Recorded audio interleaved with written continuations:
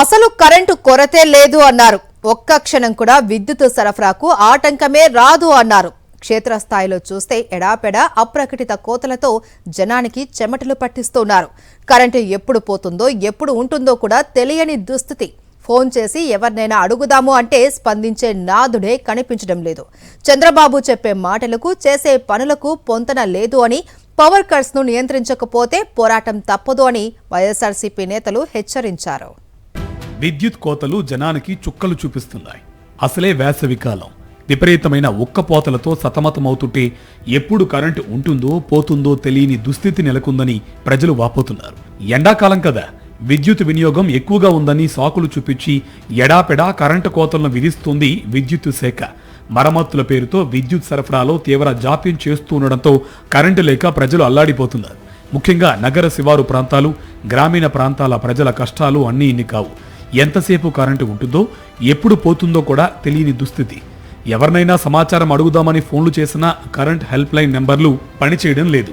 ఒకవేళ పనిచేసినా సిబ్బంది అందుబాటులో లేదని చెబుతుంది. విపరీతమైన ఎండలకు తోడు గడిచిన వారం రోజులుగా ఏదో ప్రాంతాల్లో ఈదురుగాలులతో కూడిన వర్షంతో కరెంటు కష్టాలు మరింతగా ఎక్కువయ్యాయి. చిన్నపాటి గాలి వచ్చినా ముందుగానే కరెంటు సరఫరా నిలిపివేస్తున్న అధికారులు మళ్లీ ఎప్పుడు ఇస్తారో కూడా తెలియడం లేదు. ప్రభుత్వం విద్యుత్ శాఖ నిర్లక్ష్యం కారణంగా జరుగుతున్న అప్రకటిత విద్యుత్ కోతలు, ప్రజల ప్రాణాలను బలి తీసుకుంటున్న అలసత్వంపై వైఎస్ఆర్సీపీ నేతలు మండిపడ్డారు. తక్షణమే విద్యుత్ కోతలను నివారించడంతో పాటు తెగిపడుతున్న కరెంటు వైర్ల బారిన పడి జనం ప్రాణాలు పోతున్నాయని వెంటనే ప్రభుత్వం మేలుకోవాలని విద్యుత్ అధికారులకు వినతిపత్రం అందజేశారు. విద్యుత్ శాఖ నిర్లక్ష్యం కారణంగా ప్రాణాలు కోల్పోయిన హోంగార్డు జానీ, సూర్యప్రకాష్లకు ప్రభుత్వం 50 లక్షల రూపాయల నష్టపరిహారం అందించాలని డిమాండ్ చేశారు.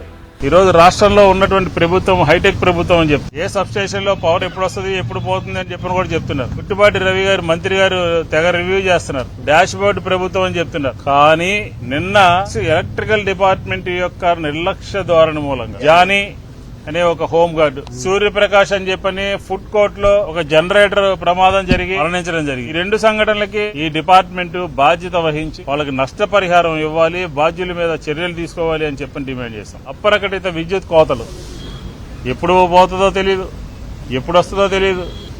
కొద్దిపాటి గాలికి వర్షానికే విజయవాడ నగరంతో కూడా అతలోకతం అయిపోయే పరిస్థితి కనబడింది. కనీసం విద్యుత్ శాఖ వచ్చేప్పటికీ సక్రమంగా పనిచేయకపోవడం, విద్యుత్ శాఖ నిర్లక్ష్యం వల్ల జానీ అని ఒక హోం గార్డు కరెంటు దిగి పడిపోవడంతో అతను అక్కడికక్కడే చనిపోవడం జరిగింది. స్థానిక ప్రజాప్రతినిధి ఆధ్వర్యంలోనే జనరేటర్ ద్వారా అక్కడ బళ్ళన్నిటికీ కూడా ఈట్ షీట్ లో ఉన్న ఫుడ్ బళ్ళ అన్నిటికీ కూడా కరెంటు సప్లై చేస్తూ వాళ్ళ తప్పిదం వల్ల సూర్యప్రకాష్ అనే వ్యక్తి ఇంటర్మీడియట్ చదువుకున్న కుర్రోడు అక్కడికక్కడే అతను చనిపోవడం జరిగింది. పూర్తిగా కూడా రాష్ట్ర ప్రభుత్వ నిర్లక్ష్య వైఖరి ఇదంతా కూడా.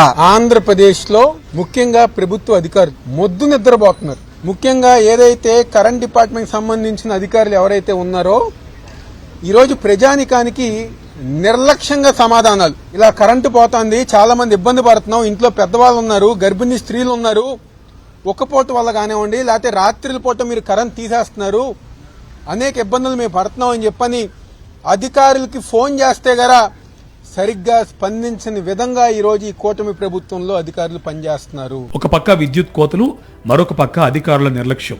ప్రజల గురించి పట్టించుకుని కూటమి పాలకుల కారణంగా విద్యుత్ కోతలు సర్వసాధారణంగా మారిపోయాయి.